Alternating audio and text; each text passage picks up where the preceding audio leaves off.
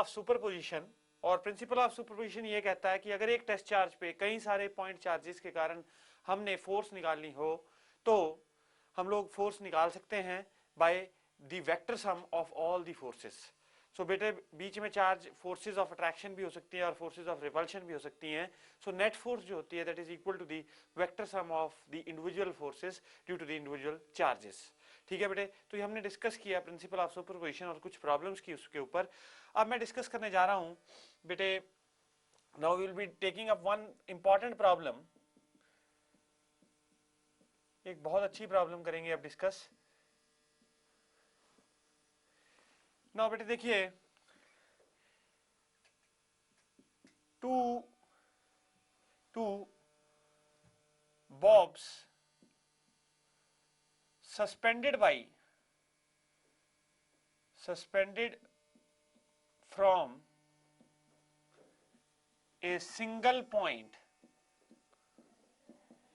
suspended from a single point,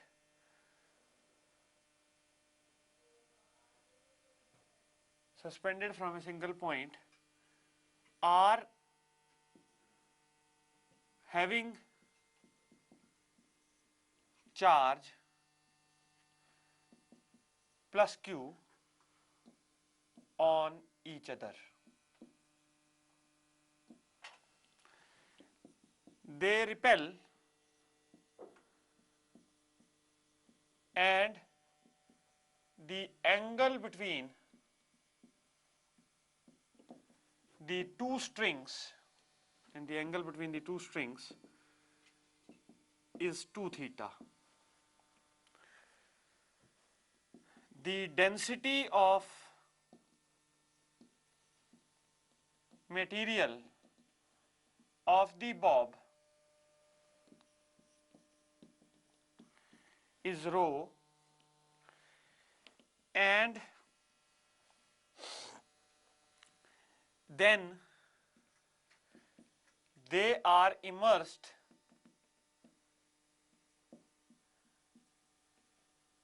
or whole system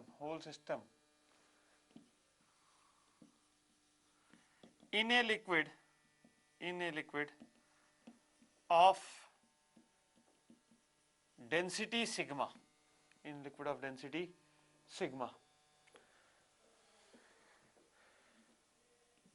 if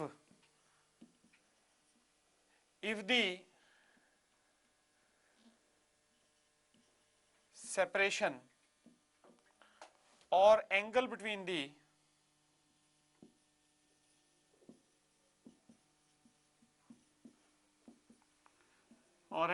the strings is again 2 theta, then find the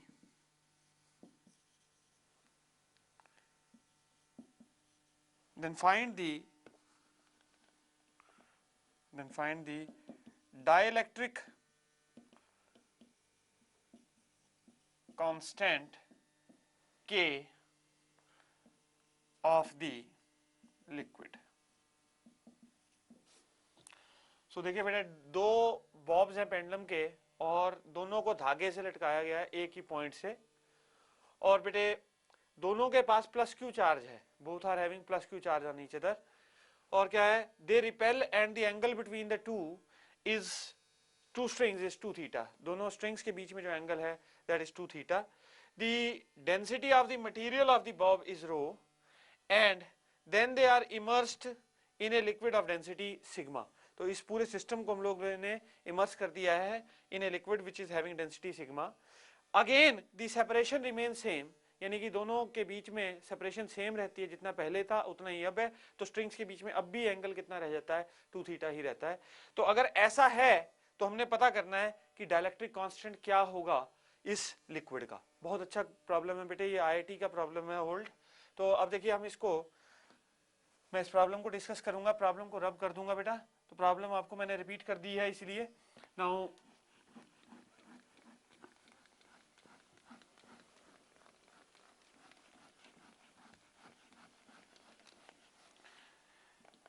अब देखिए पहले हम लोग हवा में ले लेते हैं दोनों को, let's say both are in air.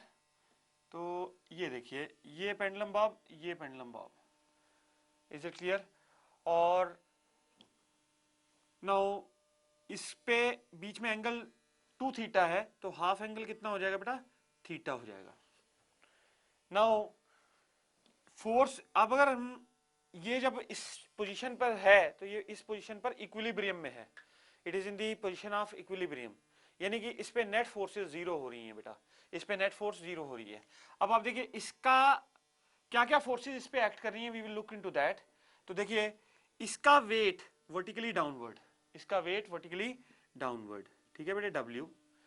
इस पे इलेक्ट्रोस्टैटिक फोर्स ऑफ रिपल्शन ऐसे एक्ट कर रही है, this is electrostatic force of repulsion, let's say this is F. अब यहां पे बेटा टेंशन है टी, ठीक है बेटे। अब ये तीन फोर्सेस इस पर एक्ट कर रही हैं और ये कैसा है? इक्विलिब्रियम में प्लेस्ड है। नाउ इस टेंशन के हम दो कंपोनेंट्स कर सकते हैं बेटे। नाउ देखिए, अगर मैं इस टेंशन को रिजॉल्व करने शुरू करूं, ये एंगल भी थीटा हो जाएगा, इसका इस डायरेक्शन में कंपोनेंट हो गया टी कॉस थीटा और इस डायरेक्शन में कंपोनेंट हो गया टी साइन थीटा, ठीक है बेटे। नाउ हॉरिजॉन्टल फोर्सेस एक दूसरे को कैंसिल कर देंगी और वर्टिकल फोर्सेस भी एक दूसरे को कैंसिल कर देंगी। सो आप देखिए बेटा, टी साइन थीटा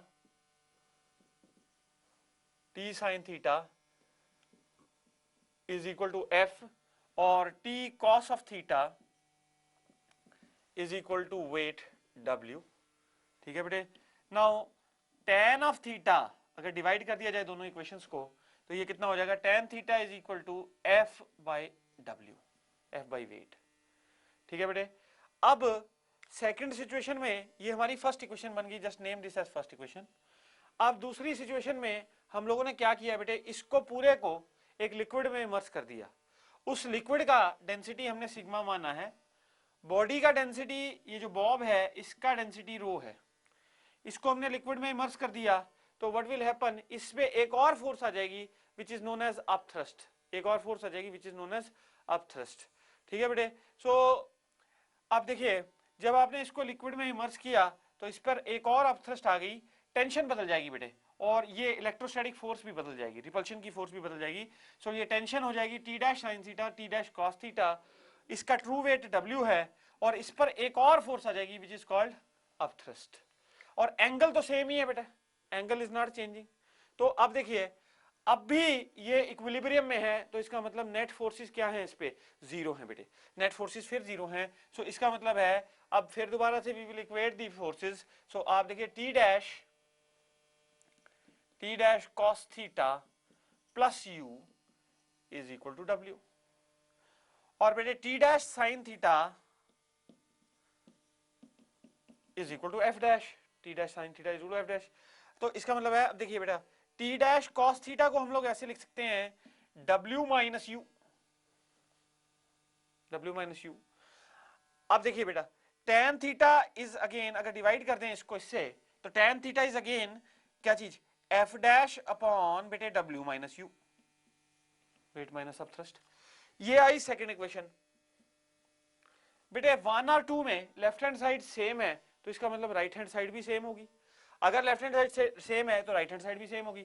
तो बेटा F upon W is equal to F dash upon बेटे W minus U, weight minus upthrust. अब आपको ये पता होना चाहिए कि हवा में अगर फोर्स एफ है और मीडियम में यदि फोर्स एफ डैश है, तो there is a relationship that is F dash is equal to F by K. Force in any medium having dielectric constant K is equal to force in air by K अगर distance between the two charges is same, ठीक है बेटे, अगर distance between the two charges is same। So ये हो जाएगा बेटे F by W is equal to F by K into W minus U, ठीक है बेटे। तो F F कैंसल हो जाएगा, K कितना आ गया यहाँ से, अब मैं इसको रब कर दूंगा बेटे, ये आपने नोट कर लिया होगा आई होप, और इसको रब करके अब मैं यहाँ पे ये देखिए एफ एफ कैंसिल हो जाएगा, तो के कितना हो गया बेटे? K is equal to W over क्या चीज? W minus you. W किसके बराबर है बेटे, V into density of body into G upon V rho G minus V sigma G। ठीक है बेटे, तो इसका मतलब क्या हुआ, K किसके बराबर हो जाएगा बेटे, no what will be K from here, K will be equal to rho over rho minus sigma. K is equal to density of body over density of body minus density of fluid, ठीक है, जिसमें हमने डाला है। तो इसका मतलब ये क्या है, ये यूनिटलेस है, और देख लो आप यूनिटलेस है तो और डायलेक्ट्रिक कांस्टेंट होता ही यूनिटलेस है। सो ये हमने एक प्रॉब्लम किया बेटे, this was a old IIT question.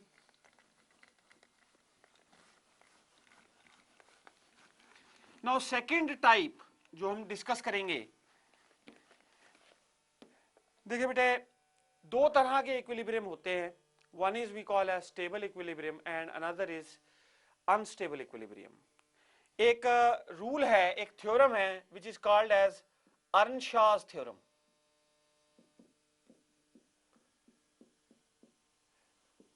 There is one theorem which we call as Earnshaw's theorem. बेटे अर्नशॉ थ्योरम ये कहता है कि जो इलेक्ट्रोस्टैटिक फोर्सेस के कारण जितने भी इक्विलिब्रियम्स होते हैं they are unstable. So the equilibrium due to electrostatic forces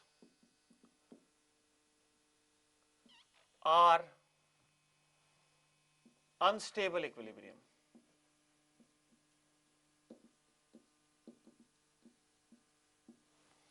तो equilibrium due to electrostatic forces कैसे होते हैं बेटे, अनस्टेबल होते हैं आमतौर पे।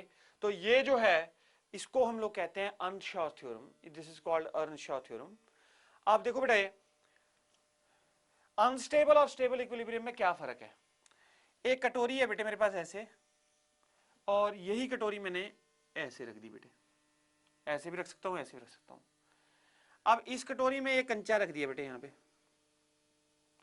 अब इस कंचे को अगर मैं यहां से डिस्प्लेस कर दूं, हल्का सा हिला दूं, तो ये घूम फिर के वापस यहीं पे आ जाएगा। ठीक है बेटे, ये कैसा है, यानी कि ये जो पोजीशन है इसकी, ये स्टेबल इक्विलिब्रियम पोजीशन है। ये कैसी पोजीशन है, स्टेबल इक्विलिब्रियम की पोजीशन है। अब यही कंचा बेटे मैंने यहां पे रख दिया, और इसको अगर हिला दिया तो ये नीचे गिर जाएगा, it will never come to this position. So that means ये इक्विलिब्रियम कैसा है, अनस्टेबल इक्विलिब्रियम।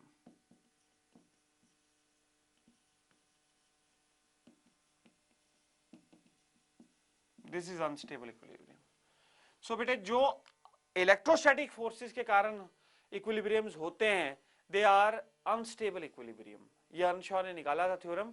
और जितने भी, यानी कि अगर एक बार आपने डिस्प्लेसमेंट कर दी, अगर उस पार्टिकल को डिस्प्लेस कर दिया उस पोजीशन से, या चार्ज पार्टिकल को डिस्प्लेस कर दिया, it will never regain its original position, वो अपनी ओरिजिनल पोजीशन पे वापस नहीं आता है इन दैट पर्टिकुलर सिचुएशन। ठीक है बेटे, अब देखिए हम कुछ क्वेश्चन करेंगे, कुछ टाइप्स डिस्कस करेंगे जो अनस्टेबल इक्विलिब्रियम की टाइप्स हैं। We will be discussing those types.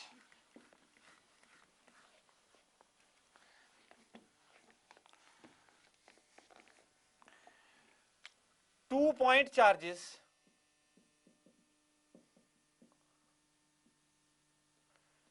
plus 4q and plus q are at a distance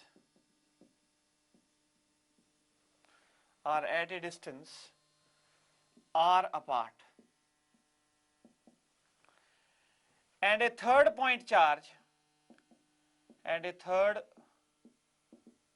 point charge q is placed on the line joining the two charges at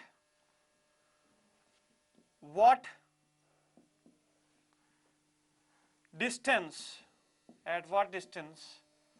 from +4q charge, the charge q should be placed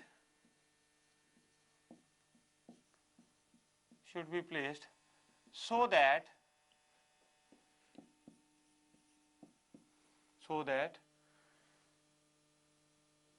q should be placed and what should be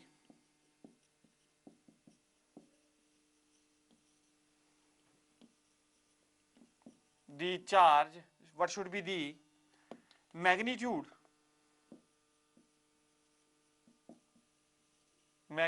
of charge q so that it is in unstable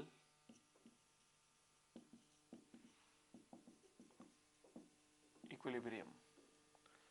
सो देखिए बेटा, हमारे पास एक charge है +4q और एक q, और ये दोनों r दूरी पर हैं, और हमने पता करना है कि तीसरा चार्ज q कहाँ रखा जाए, उसका मैग्नीट्यूड क्या हो और वो कहाँ रखा जाए, so that the third charge capital Q is in a state of unstable equilibrium. So आप देखिए बेटा, ये +4q और ये रहा बेटे +q, दोनों के दोनों कितनी दूरी पर हैं, r डिस्टेंस अपार्ट हैं, और ये इनकी लाइन ज्वाइनिंग हो गई। मान लीजिए मैं यहां पे रखता हूं बेटा q, अभी 2 मिनट के लिए मान लेते हैं कि ये हमने रखा इससे x दूरी पर, तो नेचुरली इससे कितनी दूरी पर हो जाएगा बेटे, r - x दूरी पर। इससे कितनी दूरी पर हो जाएगा, r - x दूरी पर। अब बेटे अगर हम इसके मैग्नीट्यूड भी निकालना है हमने, तो इसके मैग्नीट्यूड को अभी हम पॉजिटिव मान लेते हैं 2 मिनट के लिए। तो अगर आप इसको पॉजिटिव मानते हैं तो इस चार्ज ने इसको रिपेल करना है इस डायरेक्शन में, और बेटे इस चार्ज ने भी इसको रिपेल करना है इस डायरेक्शन में, और ये दोनों फोर्सेस कैसी हो जाएंगी, इक्वल एंड ऑपोजिट। ये दोनों फोर्सेस कैसी हो जाएंगी बेटा, इक्वल और ऑपोजिट हो जाएंगी। तो अब आप देखिए, F इसको हम कहते हैं A पॉइंट, इसको B पॉइंट, तो F on Q due to A, और ये हो गया F on Q due to B। तो F on Q due to A is equal to F on Q due to B। ठीक है बेटे, तभी ये इक्विलिब्रियम में आएगा, नेट फोर्स इस पे 0 होगी। तो ये हो जाएगा 1/4 pi epsilon naught, 1/4 pi epsilon naught into 4q into q by क्या चीज बेटे, x² is equal to q by 4 pi epsilon naught, ठीक है बेटे, into small q into q capital Q upon क्या चीज, r - x का होल स्क्वायर। तो आप देखिए बेटे, ये सारा कुछ कैंसिल हो गया, सब कुछ कैंसिल हो गया, तो आपके पास आया क्या, x² ओवर r - x का होल स्क्वायर बराबर है 4 के। x² ओवर r - x का होल स्क्वायर बराबर है 4 के। तो बेटे x ओवर r - x बराबर हो गया किसके, 2 के। सो दिस इंप्लाइज दैट, इसका मतलब क्या हुआ बेटे, 2 times r minus 2 times x is equal to x। So इसका मतलब है x हो गया बेटे कितना, this implies that x is equal to 2r/3, x is equal to 2r/3। यानी कि हम कहां प्लेस करें, 4q से 2r/3 डिस्टेंस पे अगर आप प्लेस करते हो q चार्ज को, तो ये इक्विलिब्रियम में होगा। अब देखो बेटा, ये स्टेबल इक्विलिब्रियम में हो जाएगा, लेकिन अभी हमने q का मैग्नीट्यूड भी निकालना है, कैपिटल Q का मैग्नीट्यूड भी निकालना है।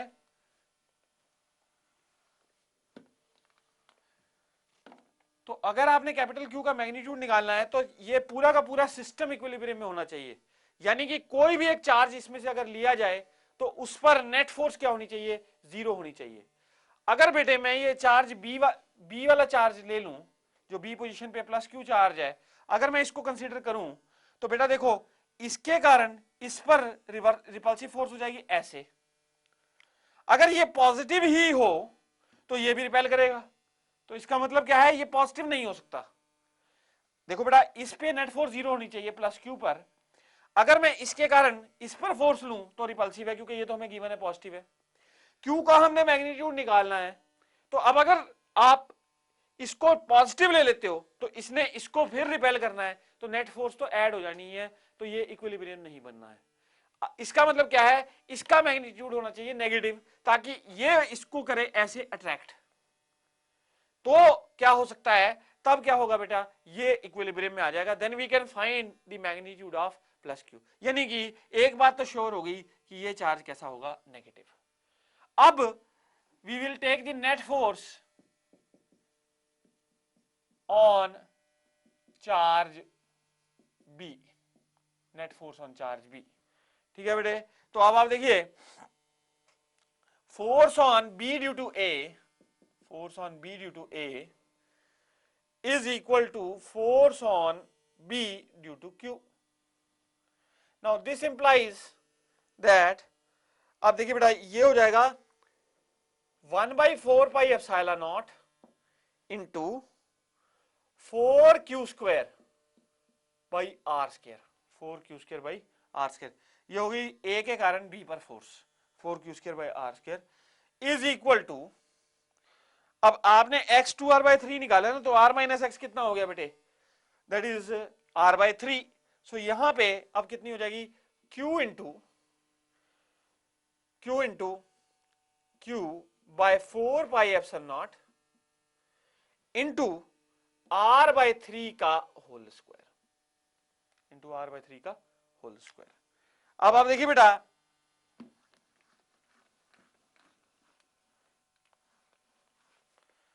नाउ ये हो जाएगा बेटे 1/4, ये कैंसिल हो गया, एक q कैंसिल हो गया, 1q हैज कैंसिल्ड आउट, तो ये हो जाएगा बेटे 9, ऊपर फैक्टर आ जाएगा 9 का, तो ये हो गया आर स्क्वायर और ऊपर फैक्टर आ गया 9 का, तो आर स्क्वायर से कैंसिल हो गया, तो बेटा ये हो गया q is equal to 4q by 9, और ये negative sign means this is negative charge, तो यानी कि q is equal to -2q by 3, q is equal to -2q by 3। So answer ये बनता है हमारे पास। तो देखो बेटा इक्विलिब्रियम, और ये कैसा इक्विलिब्रियम है, अनस्टेबल इक्विलिब्रियम है। यदि हमने इसको थोड़ा सा भी यहां से हिला दिया तो क्या होगा, it will not regain its original position, ये अपनी ओरिजिनल पोजीशन रिगेन नहीं करेगा। तो अब ऑब्जेक्टिव क्वेश्चन सॉल्व करने के लिए we can have a shortcut formula, कि अगर ऐसा इक्विलिब्रियम, अच्छा बेटे अगर एंड्स पे दोनों नेगेटिव चार्ज होते ना, तो बीच में फिर जो चार्ज रखते हैं इक्विलिब्रियम में वो पॉजिटिव ऑपोजिट साइन का होता है। अच्छा अगर दोनों चार्जेस एक पॉजिटिव और एक नेगेटिव होता तो ये कभी भी इक्विलिब्रियम हो ही नहीं सकता था, क्योंकि उन दोनों ने आपस में ही अट्रैक्ट कर लेना था, तो बीच में कोई चार्ज आप रख ही नहीं सकते थे उस पर्टिकुलर सिचुएशन में। ठीक है बेटे, सो ये हमने डिस्कस किया इक्विलिब्रियम ऑफ पॉइंट चार्जेस। इस पे क्वेश्चन पक्का आता है बेटे, इक्विलिब्रियम ऑफ पॉइंट चार्जेस। तो मैं अब आपको एक शॉर्टकट फार्मूला बताऊंगा इस प्रॉब्लम को अटेम्प्ट करने का। We can have a shortcut formula for attempting this particular problem. तो अगर मान लीजिए आपको दो चार्जेस दे रखे हैं बेटा, Q1 और प्लस Q2, और इनके बीच की जो डिस्टेंस है दैट इज R, इन दोनों के बीच का दूरी है, और मैंने यहां पे एक चार्ज कोई प्लेस करना है which is will be in equilibrium. तो इस चार्ज का मैग्नीट्यूड और इससे डिस्टेंसेस आप निकाल सकते हैं बेटा। देखो कैसे, ये इस डिस्टेंस को हम लोग R1 मानते हैं, तो ये हो जाएगा कितना R2, और बेटा R1 प्लस R2 और R1 plus R2 is equal to R, R1 plus R2 किसके बराबर है, R के बराबर है। नाउ देखिए बेटा, अब इस पर नेट फोर्स 0, तो इसका मतलब क्या है, Q1 बाई, ये k लिख देता हूं, k is 1/4πε0, k Q1 by R1 square is equal to k times Q into Q2 by क्या चीज बेटे, बाई R2 का स्क्वायर, नेट फोर्स बैलेंस हो जाएगी।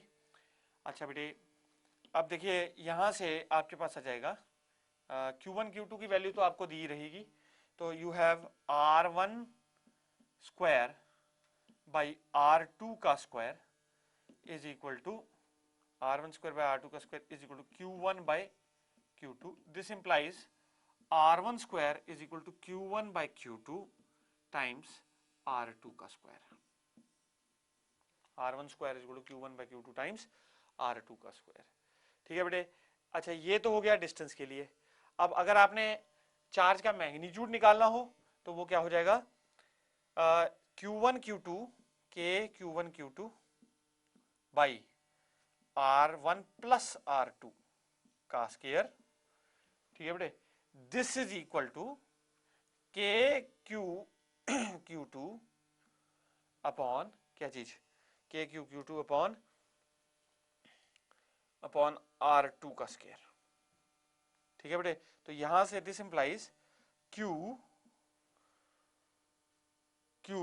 इज इक्वल टू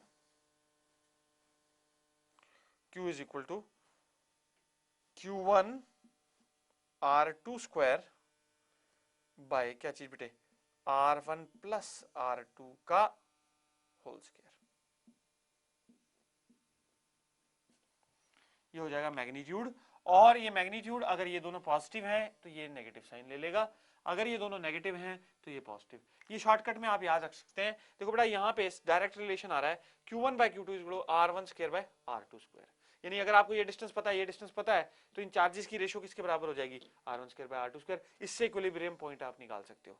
और चार्ज का मैग्नीट्यूड निकालना है तो ये क्या हो जाएगा, माइनस Q1 ये वाला चार्ज इंटू R2 का स्क्वायर, ये डिस्टेंस अपॉन टोटल डिस्टेंस का स्क्वायर। डायरेक्टली आप याद रख सकते हैं और directly you can apply to the result, सीधा सीधा आप इसमें एप्लीकेशन कर सकते हैं। तो अगर मेरे पास अब एक प्रॉब्लम हो इसी कॉन्सेप्ट के ऊपर,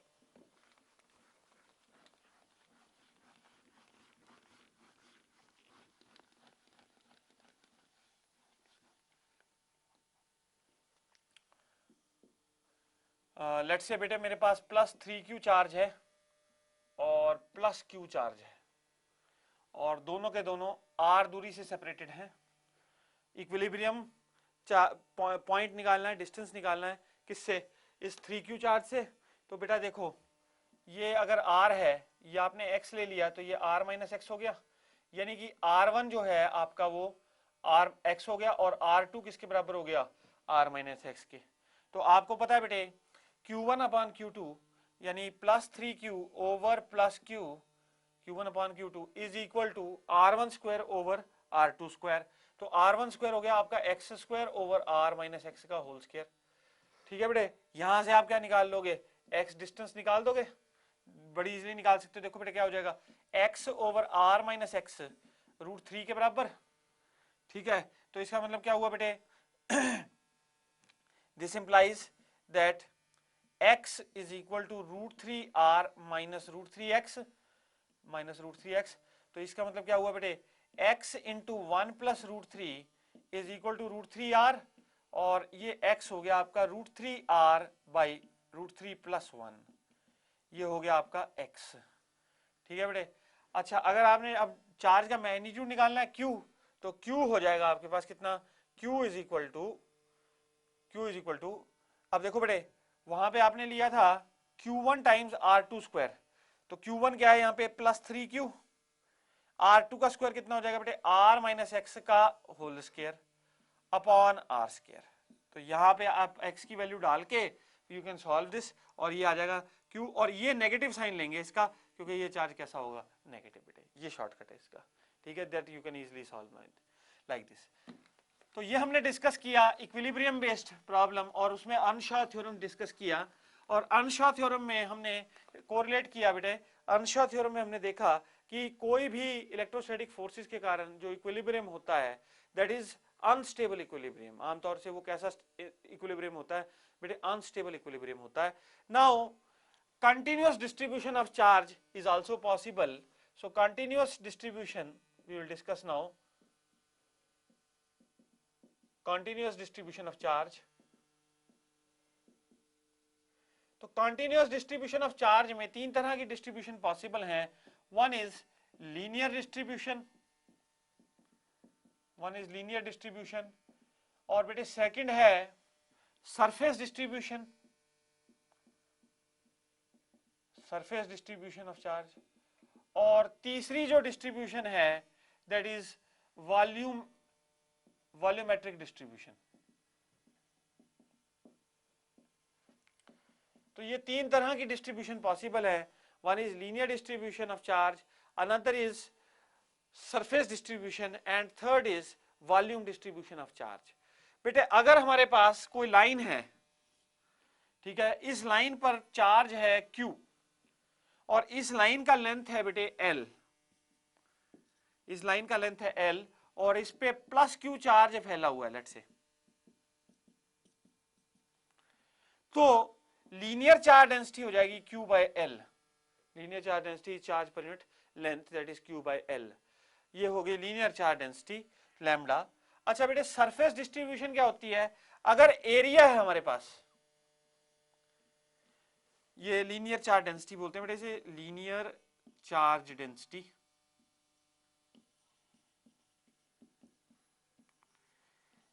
दिस इज चार्ज पर unit length, this is charge पर यूनिट लेंथ. अगर हम सरफेस डिस्ट्रीब्यूशन की बात करें तो एरिया में सारे का सारा चार्ज फैला हुआ है. लेट्स से बेटा ये हमारे पास कोई शीट है, इसका एरिया A है, इसका एरिया A है. तो अब बेटा इस पर चार्ज हमने एक प्लस Q कर रखा है. Then the sigma is called surface charge density. Sigma को हम लोग क्या कहते हैं बेटे? Surface charge density. ठीक है बेटे, surface charge density sigma is equal to charge पर unit area. Surface charge density sigma is equal to charge पर unit area. So this is calculated in coulomb per metre square. This is calculated in coulomb per metre square. ठीक है, और इसकी unit क्या थी बेटे? Charge पर unit length था तो कूलम्ब पर मीटर हो गया. इधर क्या है? कूलम्ब पर मीटर स्क्वायर हो गया बेटे. अच्छा, now third type of distribution is volumetric distribution.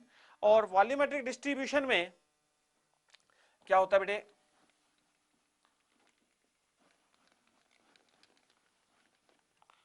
Volumetric distribution में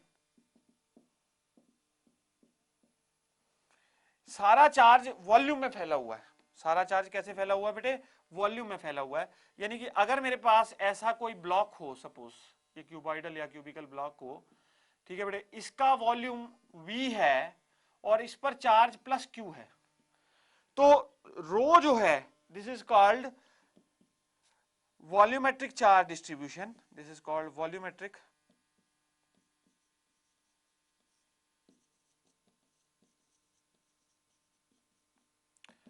this is equal to what? Charge पर यूनिट वॉल्यूम. इसकी यूनिट क्या बनेगी बेटे? Coulomb per metre cube. ठीक है बेटे, ये है volumetric charge distribution. Volumetric charge density से कहते हैं, वॉल्यूमेट्रिक चार्ज डेंसिटी कहते हैं बेटे इसे, वॉल्यूमेट्रिक चार्ज डेंसिटी. सो Q बाय V और ये कूलम्ब पर मीटर क्यूब. तो बेटा ये सारी हमने देखा कि चार्ज कैसे कैसे फैल सकता है, एरिया में, लेंथ में, वॉल्यूम में, ये हमने देखा. अब देखिए बेटा, अगर हम वॉल्यूमेट्रिक चार्ज डिस्ट्रीब्यूशन लेते हैं तो एक बड़ी इंपॉर्टेंट बात आपको बताऊंगा मैं. There can be materials which are conducting, there can be materials which are non-conducting. कुछ materials होते हैं जो conducting होते हैं, कुछ materials होते हैं जो non-conducting होते हैं.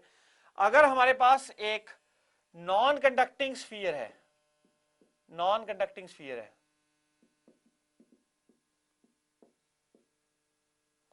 और ऐसे है, इसमें चार्ज वॉल्यूम में फैला होगा. इसमें चार्ज कैसा फैला होगा बेटे?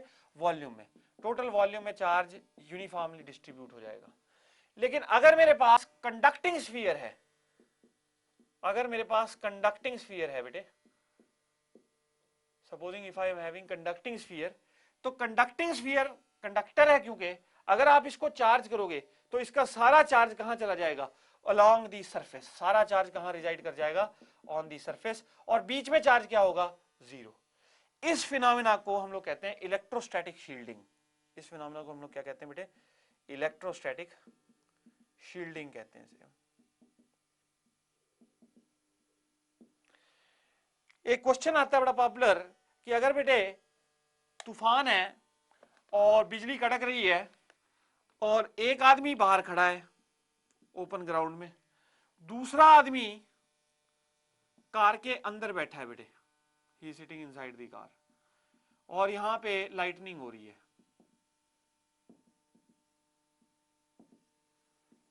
तो कौन सा आदमी ज्यादा सेफ है, ये या ये?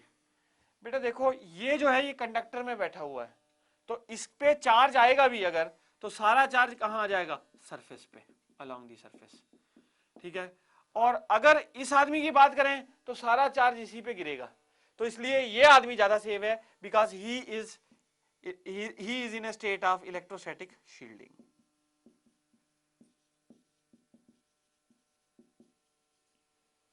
ठीक है बेटे, he is in a state of electrostatic shielding.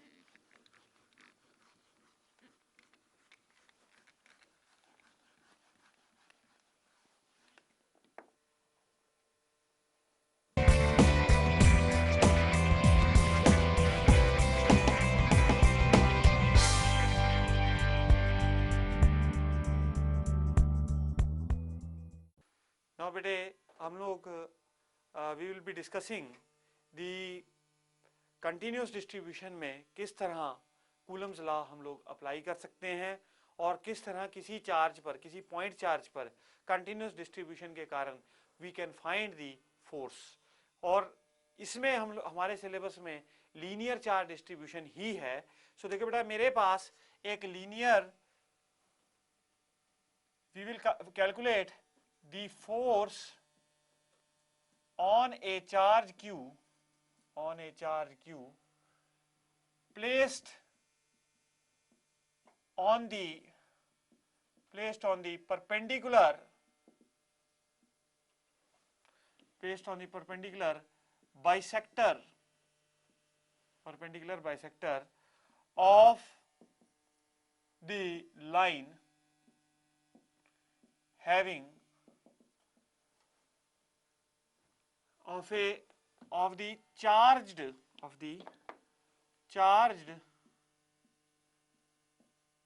linear conductor, of the charged linear conductor। सो देखिए बेटा, हमारे पास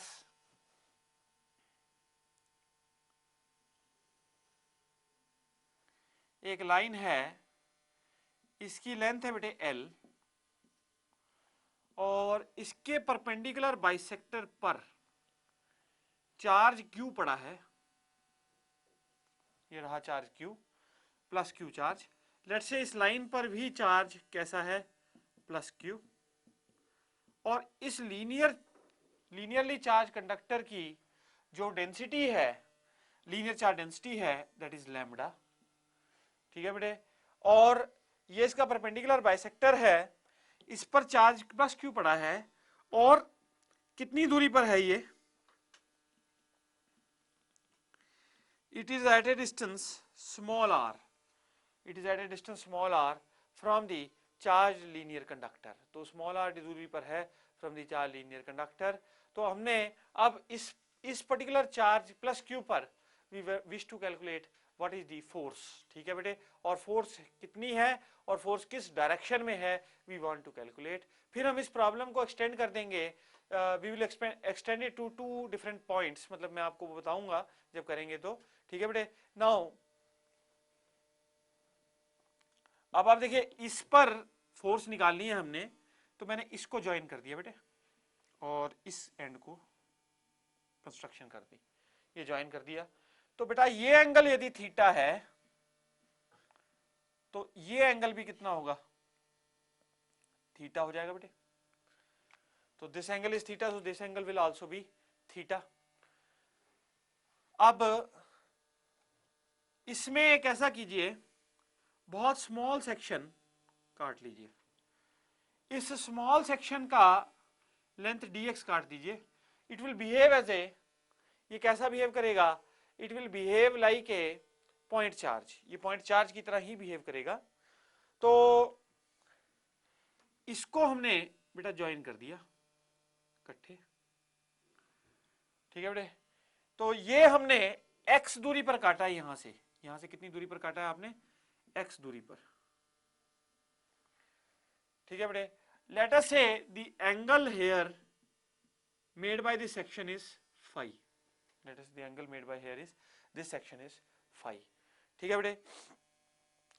अब ये हमने एंगल phi बना लिया। अब आप देखिए बेटा, इसके कारण, इस स्मॉल सेक्शन के कारण फोर्स कैसे होगी, इस चार्ज पे ऐसे लगेगी, df फोर्स, ये df फोर्स ऐसे लग गई। अब इस फोर्स के आप दो कंपोनेंट्स कर सकते हैं, म्यूचुअली परपेंडिकुलर कंपोनेंट्स कर सकते हैं इस फोर्स के। ये एंगल बेटा phi हो जाएगा, ये एंगल वर्टिकली ऑपोजिट है, तो this angle turns out to be phi। इस df के दो कंपोनेंट्स कर लीजिए, तो इधर कितना आ जाएगा, df cos phi, इधर कितना आ जाएगा बेटे, df cos phi, और इधर कितना आ जाएगा, df sin phi, ठीक है बेटे, इधर df sin phi। अब अगर मैं आइडेंटिकली x नीचे इधर एक स्मॉल कंपोनेंट काटूं, तो उसका भी यही एंगल बनाएगा, वो भी phi बनाएगा इस परपेंडिकुलर बाइसेक्टर के साथ। और अगर मैं उसके कंपोनेंट्स करूं, तो आप देखेंगे df sin phi कैंसिल हो जाएगा, और नेट कंपोनेंट क्या रह गया, df cos phi। यानी कि net force on this charge q f is equal to summation of df cos phi। जो नेट फोर्स आएगी इस पर्टिकुलर चार्ज प्लस q पर, that will be equal to summation of df cos phi, that will be equal to sum of all df cos phi। तो उसके सम के बराबर हो जाएगा, ऑल द कंपोनेंट्स का सम df cos phi, मतलब summation के बराबर हो जाएगा। Net force will be summation of df cos phi।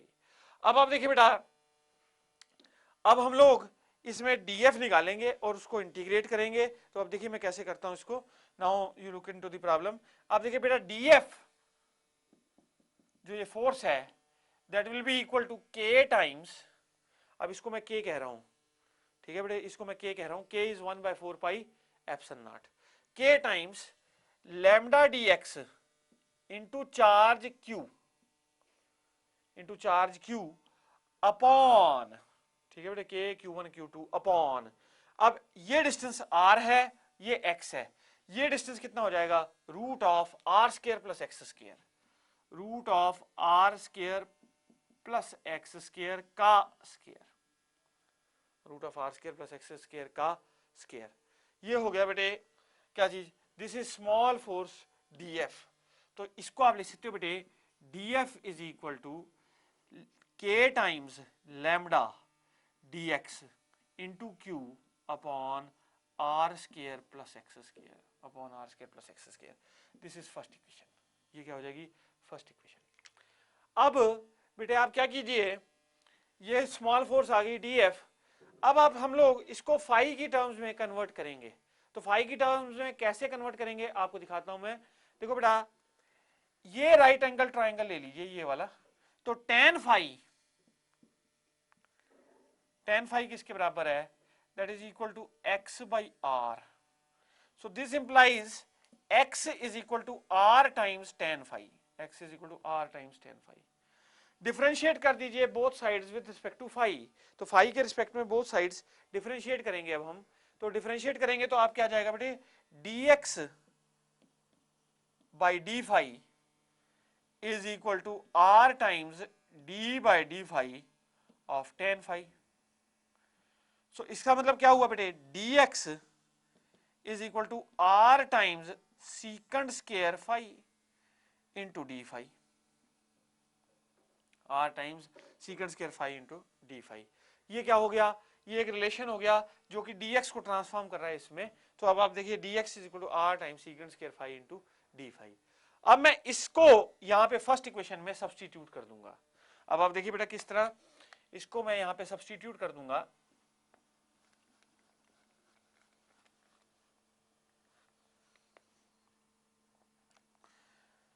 Now df is equal to k times q lambda, dx की जगह पे r times second square phi into D phi upon क्या चीज, R square plus R square tan square phi, R square plus R square tan square phi. तो ये हो गया बेटे D F is equal to, अब आर स्क्वायर कॉमन आ गया, ठीक है बेटे, आर स्क्वायर कॉमन आ गया तो one plus tan square phi, ये क्या हो गया second square phi, second square phi, second square phi cancel, तो आपके पास बेटे क्या आ जाएगा, K times Q lambda by R, K times Q lambda by R. अच्छा सीकेंड स्क्वायर फाई से कैंसिल हो गया, तो हमारे पास आ गया इंटू डी फाई, ये आ गया हमारे पास इंटू डी फाई। अच्छा बेटे अब देखो हमने किसको इंटीग्रेट करना है, हमने किस एक्सप्रेशन को इंटीग्रेट करना है वो बता दूं मैं आपको।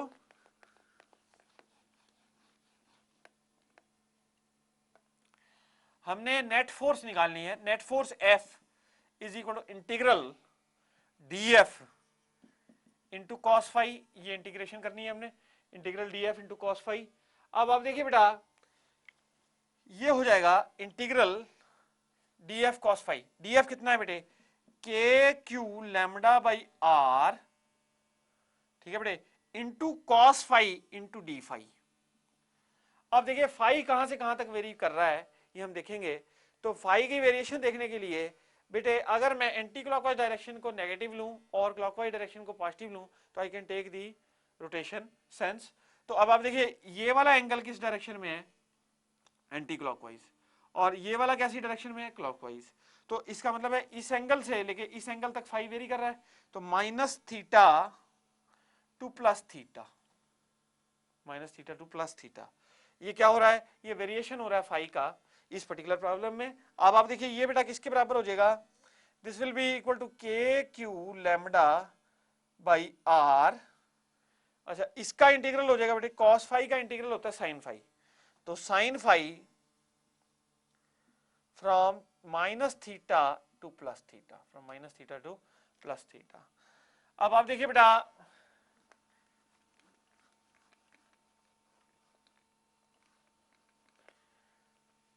now this force F will be equal to k into q times lambda by r into sine upper limit minus sine of lower limit, ये हमने साइन की सब्स्टिट्यूशन किया। So this is equal to K Q lambda by R into sine of theta minus sine of minus theta is minus sine theta, sine of minus theta is minus sine theta, तो ये हो जाएगा बेटे minus sine theta. तो ये दोनों equation अगर आप ऐड करोगे तो ये आ जाएगा 2 K Q lambda sine theta by R, ये फोर्स आई बेटे, this is force 2 K Q lambda sin theta by r. This is the force acting on this charge which is placed at a distance r on the perpendicular bisector of the linear conductor having a linear charge density lambda and length l. ठीक है बेटे, अब इसको आप lambda को q by l भी लिख सकते हो, चार्ज q है लाइन पर और लेंथ l है, तो lambda can be written as q by l also, तो इस रिलेशन को मैं बदल भी सकता हूं, और ये 2 sin थीटा। अब अच्छा बेटे अगर आपसे ये पूछा जाए कि अगर ये लाइन इनफाइनाइटली लॉन्ग है, अगर ये लाइन इनफाइनाइटली लॉन्ग है तो इस पॉइंट पर क्या फोर्स लगेगी, अगर हमें ये पूछा जाए कि अगर ये लाइन इनफाइनाइटली लॉन्ग है और हमने इस पॉइंट पर फिर फोर्स देखनी है कितनी लगेगी, तो we can find that force also. अब वो फोर्स हम कैसे निकाल सकते हैं, देखो बेटे मैं आपको बता दूं। Now case 1,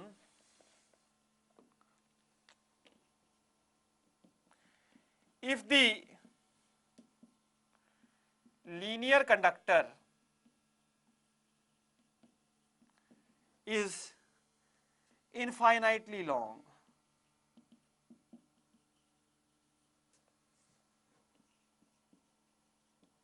is infinitely long, तो बेटा थीटा कितना हो जाएगा? अब आप सोचिए बहुत लंबा है कंडक्टर, तो आप इसको बढ़ाएंगे ना तो ये अप्रोक्सीमेटली 90 को अप्रोच करेगा, ये theta, theta angle will approach 90। क्यों? अभी आपने बेटा इसको बढ़ा दिया, अगर इसको इंक्रीज कर दिया लेंथ को, तो ये एंगल इंक्रीज होता होता 90 तक पहुंच जाएगा, इट विल रीच टू 90। तो इसका मतलब क्या हो गया? ये angle theta will be equal to 90 degree. कब? जब ये लीनियर कंडक्टर आपने बहुत बढ़ा दी, इसकी लेंथ बहुत बढ़ा दी, तो ये कितना हो जाएगा? 90 को अप्रोच करेगा। उस समय फोर्स कितनी हो जाएगी बेटे? F will be equal to 2 times KQ lambda by R. For a linear conductor having infinitely long length, the force on the linear conductor will be equal to this much, KQ lambda by R. ठीक है बेटे? सो ये हमने linear conductor का कारण force निकाली, linear charge distribution थी और उसके कारण हमने देखा फोर्स निकाली कि force on A charge Q which is lying at the perpendicular bisector, और अगर मिडिल में ही चार्ज Q लाई कर रहा है और लाइन जो है इनफाइनाइटली लॉन्ग है, तब भी हमने फोर्स देखी कि फोर्स कितनी होगी, that will be equal to 2kq lambda by r, where k is 1/4 pi epsilon naught. ठीक है बेटे? इलेक्ट्रोस्टैटिक फोर्स कांस्टेंट है और it is equal to 1/4 pi epsilon naught. ये मैंने आपके साथ डिस्कस किया ड्यू टू लीनियर कंडक्टर।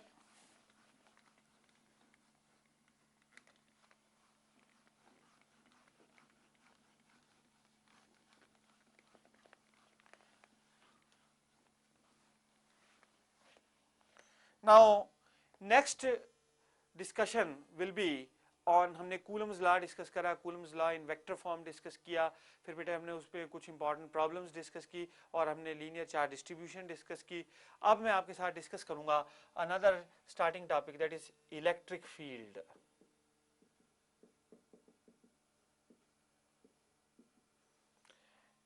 बेटे इलेक्ट्रिक फील्ड क्या होती है?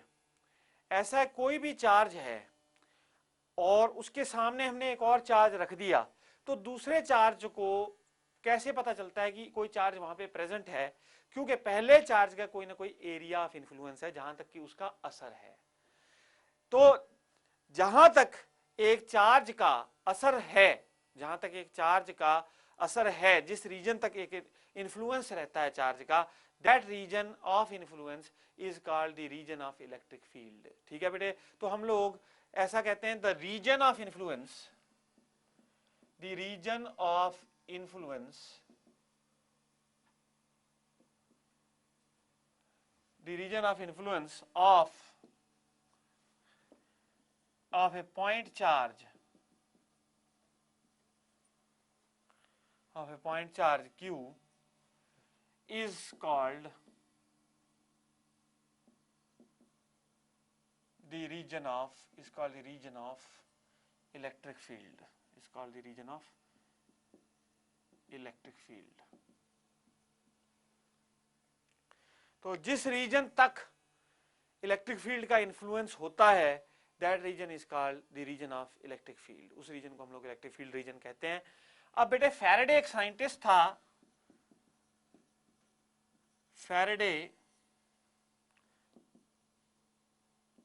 Faraday's lines of force।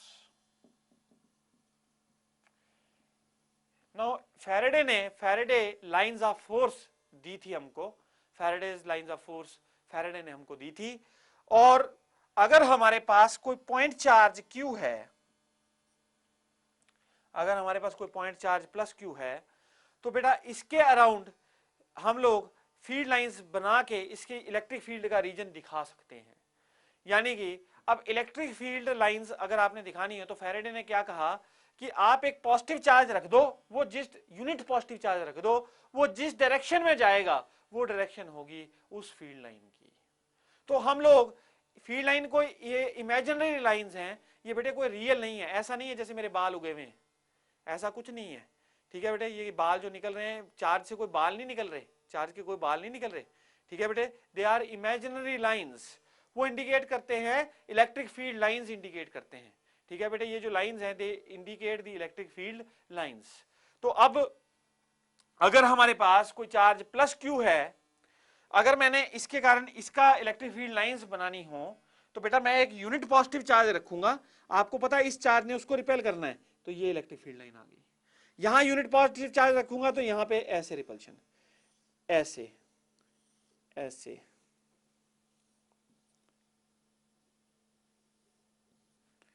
ठीक है, लाइक दिस, ये लाइक दिस,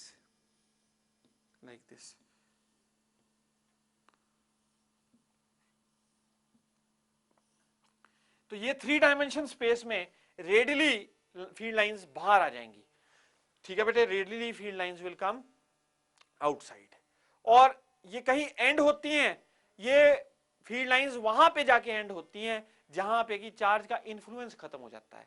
क्योंकि हम लोगों ने एक कन्वेंशन बनाई है कि अगर हमने इलेक्ट्रिक फील्ड लाइंस देखनी है, इलेक्ट्रिक फील्ड लाइंस बनानी है किसी चार्ज के लिए, तो हम एक यूनिट पॉजिटिव चार्ज रखते जाएंगे वहां पे और देखते जाएंगे वो जिस डायरेक्शन में मूव करता है वो उसकी इलेक्ट्रिक फील्ड लाइन बन गई, ठीक है बेटे। तो ये फील्ड लाइंस कैसी हैं, रेडियल, आप सोचिए कि this is a sphere of influence बन जाएगा, इस पॉइंट चार्ज के अराउंड एक स्फीयर ऑफ इन्फ्लुएंस बन जाएगा, और ये 3 डायमेंशन की बात हो रही है, दिस इज इन 3 डायमेंशन।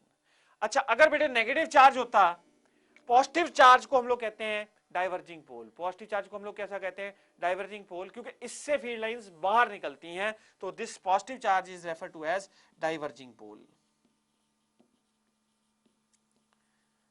अच्छा बेटे, अगर नेगेटिव चार्ज की बात करें तो इसको हम लोग कहते हैं कन्वर्जिंग पोल। अगर आपने नेगेटिव पॉइंट चार्ज ले रखा है -q, तो अब क्या होगा, सारी की सारी फील्ड लाइंस कैसे आएंगी बेटा, रेडियली इनवर्ड, सारी की सारी फील्ड लाइंस कैसे आएंगी, radially inward, they will be coming like this, like this, like this,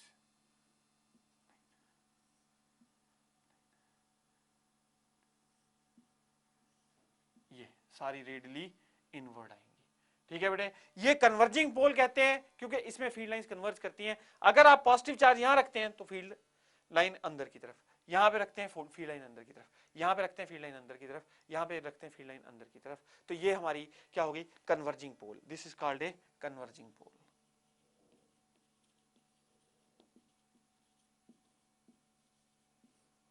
इसको हम लोग क्या कहते हैं, कन्वर्जिंग पोल। और ये जो लाइंस बनाई हैं ये इमेजिनरी लाइंस हैं, दीज आर रेडियली इनवर्ड या रेडियली आउटवर्ड, नेगेटिव है तो रेडियली इनवर्ड है, और पॉजिटिव है तो रेडियली आउटवर्ड है, और these refer to as the Faraday lines, ठीक है बेटे, इनको कहते हैं फैराडे लाइंस ऑफ फोर्स। ये कहां एंड करती हैं, इन्फिनिटी, इन्फिनिटी वो पॉइंट है जहां पे कि इस चार्ज की इलेक्ट्रिक फील्ड का असर खत्म हो जाता है, जहां पे कि इस चार्ज की इलेक्ट्रिक फील्ड का असर खत्म हो जाता है, that point is refer to as infinity, उस पॉइंट को हम लोग इन्फिनिटी रेफर करते हैं, ठीक है बेटे। नाउ ये हमने electric lines of force, Faraday lines of force discuss किया। नाउ बेटे there are certain properties of electric field lines,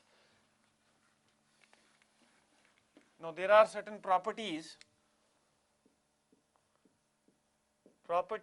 of Faraday's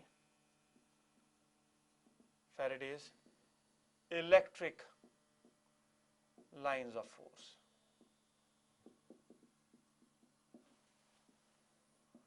ठीक है बेटे, there are certain properties of Faraday's electric lines of force, और वो प्रॉपर्टीज क्या हैं, देखिए, first of all, if the electric field intensity is strong at a point, then the electric field lines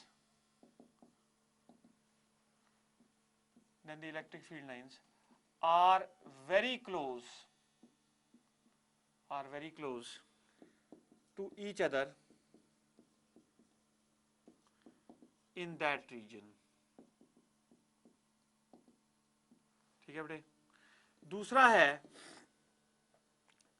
if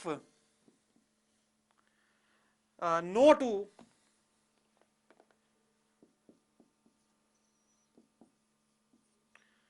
electric field lines, no two or more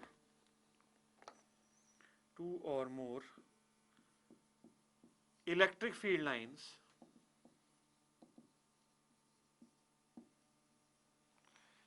can cross each other। दो बातें हैं, कि इलेक्ट्रिक फील्ड इंटेंसिटी स्ट्रांग है उस reason में जहां पे कि फील्ड लाइंस इकट्ठी हैं, बहुत सारी फील्ड लाइंस एक साथ हैं, नियर अबाउट हैं, और वीक पड़ जाती है जहां पे कि फील्ड लाइन फैल गई। ठीक है बेटे, और इलेक्ट्रिक फील्ड इंटेंसिटी के साथ मैं इसको डिस्कस करूंगा अभी। दूसरा है कि दो या दो से ज्यादा फील्ड लाइंस कभी भी एक पॉइंट पर इंटरसेक्ट नहीं कर सकती। Field lines can not intersect each other. मतलब अगर देखिए ये चार्ज है मेरे पास प्लस क्यू, और इसकी एक फील्ड लाइन ऐसे गई, दूसरी फील्ड लाइन ऐसे गई, तो ये इंटरसेक्ट हो गई। हम कह रहे हैं कि फील्ड लाइंस इंटरसेक्ट नहीं कर सकती। अगर मैंने ये इंटरसेक्शन दिखाई आपको, तो अब आप देखिए बेटा, यहां पे अगर मैं पॉइंट चार्ज रखता हूं पॉजिटिव, तो इसका मतलब है वो प्लस क्यू इस चार्ज के कारण ऐसे भी जा रहा है और ऐसे भी जा रहा है। It cannot happen, it cannot happen. ऐसी पॉसिबिलिटी नहीं है कि ये चार्ज यहां भी चला जाए और यहां भी चला जाए। दिस इज नॉट पॉसिबल, ये पॉसिबल नहीं है। ठीक है बेटे, सो इसका मतलब क्या हुआ कि दो फील्ड लाइनें कहीं कभी भी एक पर्टिकुलर पॉइंट पर क्रॉस नहीं कर सकती एक दूसरे को, they can not cross each other. ठीक है बेटे, सो अब देखिए electric field intensity. Now next we are going to discuss is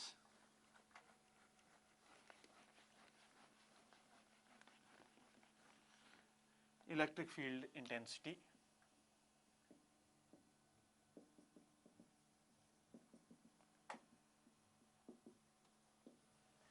The force experienced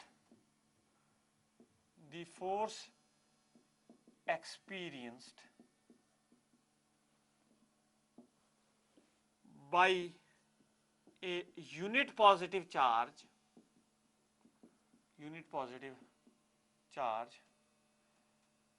when placed by a unit positive charge when placed in the electric field, when placed in the electric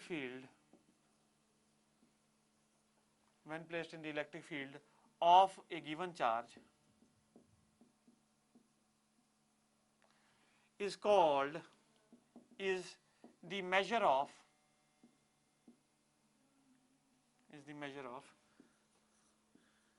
electric field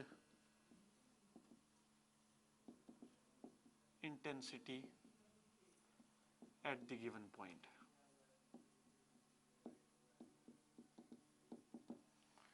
The force experienced by a unit positive charge when placed in the electric field of a given charge is the measure of the electric field intensity at the given point.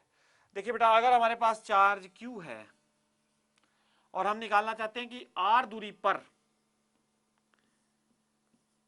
इसके कारण electric field intensity क्या है। मान लीजिए R दूरी पर ये जो पॉइंट है, ये पॉइंट P है, इस पर हम निकालना चाहते हैं what is the electric field intensity. तो the force experienced by unit positive charge placed at this point is called electric field intensity, is called electric field intensity. तो बेटा यहां पे मैं टेस्ट चार्ज रख देता हूं Q नॉट, यहां पे मैं टेस्ट चार्ज रख देता हूं Q नॉट। तो अगर आप यहां पे टेस्ट चार्ज Q नॉट रख देते हैं प्लस Q नॉट, और सपोज ये भी पॉजिटिव चार्ज है, तो इस पे फोर्स कितनी एक्सपीरियंस करेगा ये, that will be equal to 1/4 pi epsilon not into Q not by R square. This is as per Coulomb's law. तो इलेक्ट्रिक फील्ड इंटेंसिटी निकालना चाहते हो आप इस पर्टिकुलर पॉइंट पे, तो electric field intensity E is force per unit test charge, that is F by Q not. तो F by Q not, so this will be equal to 1/4 pi epsilon not into Q by R square. तो ये intensity क्या होती है बेटे, नाप। Intensity is a major कि भी इतनी, अगर यूनिट पॉजिटिव चार्ज रखा जाए तो इतनी फोर्स उस पर लगेगी। It is, it's unit is SI system is newton per coulomb. Unit in SI system is newton per coulomb, क्योंकि फोर्स न्यूटन में है और चार्ज कूलम में है, तो Newton per coulomb is the unit of electric field intensity. यानी कि एक कूलम का चार्ज होता है तो इतने न्यूटन की फोर्स लगती है, ये इलेक्ट्रिक फील्ड इंटेंसिटी है। ठीक है बेटे, electric field intensity at a point. अगर ये चार्ज नेगेटिव होता तो इलेक्ट्रिक फील्ड इंटेंसिटी की डायरेक्शन ऐसे हो जाती। ठीक है, electric field is a vector quantity. ठीक है बेटे, it is a vector quantity because it has magnitude as well as direction. और इलेक्ट्रिक फील्ड इंटेंसिटी यूं हो जाती, और अगर ये चार्ज पॉजिटिव होता तो इलेक्ट्रिक फील्ड इंटेंसिटी की डायरेक्शन ऐसे हो जाती, तो इलेक्ट्रिक फील्ड की डायरेक्शन ऐसे हो जाती। ठीक है बेटे, अब ये हमने डिस्कस किया। अब principle of superposition can be applied to electric field intensity also. Principle of superposition हम लोग इलेक्ट्रिक फील्ड इंटेंसिटी के लिए भी अप्लाई कर सकते हैं। To find the electric field intensity due to a number of point charges, ठीक है, we apply the principle of superposition. ठीक है बेटे, तो principle of superposition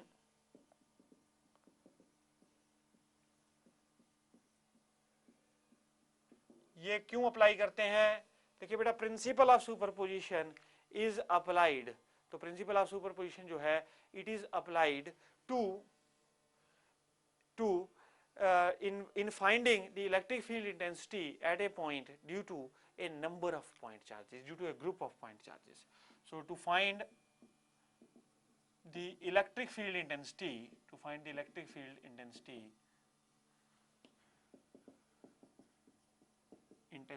at a point due to a group of point charges, due to a group of point charges. तो suppose कीजिए बेटा हमारे पास बहुत सारे पॉइंट चार्जेस हैं, let's say Q1, Q2, now next is Q3 and so on up to Qn, और ये point P है जिस पे हम क्या निकालना चाहते हैं, इलेक्ट्रिक फील्ड इंटेंसिटी निकालना चाहते हैं। तो electric field intensity at point P will be equal to E1 vector plus E2 vector plus E3 vector plus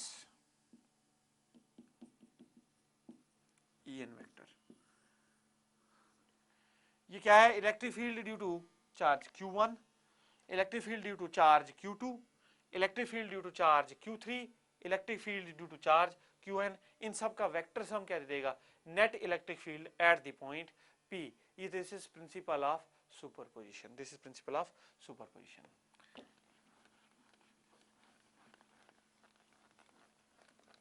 now अब हम इस प्रिंसिपल ऑफ सुपरपोजिशन पर we will look into a problem. एक problem देखेंगे बेटा, इस पे 3 point charges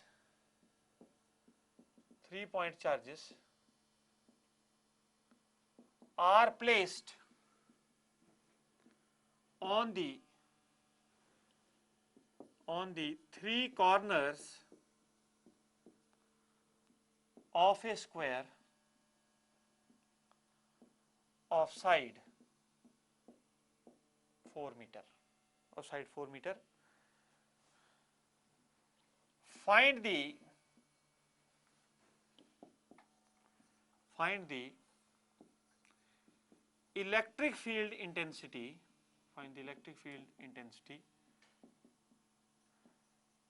due to these 3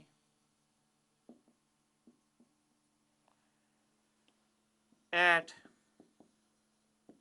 the fourth corner,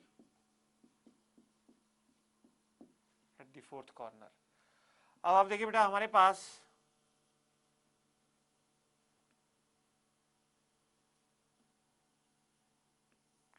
ये एक स्क्वायर है और इस स्क्वायर के 3 कॉर्नर्स पर कुछ पॉइंट चार्जेस पड़े हैं और हमने चौथे कॉर्नर पर we want to find out the electric field intensity. तो अब देखिए बेटा इस साइड हमें दे रखी है 4 मीटर, साइड हमें दे रखी है 4 मीटर। ठीक है बेटे, लेट्स से यहाँ पे +32 कूलम का चार्ज है और यहाँ पे भी +32 कूलम का चार्ज है और यहाँ पर -16 कूलम का चार्ज है। तो अब आप ये 3 corners A, B, C, D, ठीक है बेटा, ये 4 कॉर्नर्स हो गए। अब D कॉर्नर पर हम क्या निकालना चाहते हैं? We wish to find the electric field intensity at the corner D। अब देखो बेटा इसके कारण इलेक्ट्रिक फील्ड इंटेंसिटी कैसे होगी D पॉइंट पे? A ऐसे, इसके कारण इलेक्ट्रिक फील्ड इंटेंसिटी कैसे होगी बेटा, ऐसे, और ये डी पॉइंट में बेटे यहां पे ऐसे नेम कर देता हूं। इसके कारण इलेक्ट्रिक फील्ड इंटेंसिटी 16 वाले के कारण कैसे होगी, डायगोनल पे होगी इस तरह से, ठीक है बेटे। This is electric field due to a, this is electric field due to C, and this is electric field due to B. Now net electric field is equal to the vector sum of EA vector plus EC vector plus EB vector. Net electric field at this particular point D is equal to vector sum of the electric field due to A, C and B. ठीक है बेटे। Now अगर आपने ये निकालनी है तो देखो, EA magnitude of EA vector is equal to magnitude of EC vector is equal to E, that will be equal to 9 into 10 power 9 into Q by R square. Q कितना है बेटे, 32 by R square. R square कितना हो गया बेटे, 16 32, तो ये हो गया 18 into 10 power 9 newton per coulomb. अब ये E है, ये भी E है, इसका रिजल्टेंट कहां आएगा, इसके डायगोनल पे, क्योंकि diagonal bisect this angle of 90 और ये दोनों वेक्टर्स इक्वल हैं, तो इसका रिजल्टेंट भी डायगोनल पे आएगा और कैसा आएगा, बाहर की तरफ, और वो कितना आ जाएगा, E times square root of 2। कितना आ जाएगा बेटे, E times square root of 2। अब EB कितना हो जाएगा बेटे, EB will be equal to, EB will be equal to, तो ये हो जाएगी बेटा, ये लेंथ हो जाएगी 4√2, ये हो जाएगी 4√2, ठीक है बेटे। तो EB हो जाएगा 9 into 10 power 9 into 16 by R square. R square कितना हो जाएगा बेटे, 32, ठीक है बेटे, इसका स्क्वायर 32, तो 16 2s आर, ये हो गया बेटे 4.5 इंटू 10 की power 9 newton per coulomb, 4.5 into 10 की power 9 newton per coulomb. Net electric field कितनी हो जाएगी बेटे, net electric field at this point D will be equal to this minus this, यानी कि ये E√2 माइनस, ये हो गया आपका E√2 माइनस दिस, तो E√2 कितना हो गया, 18√2 इंटू 10 पावर 9 माइनस 4.5 इंटू 10 की power 9 these many Newton per coulomb. या बाकी सॉल्व कर सकते हैं बेटे, ठीक है। Further you can solve this particular problem.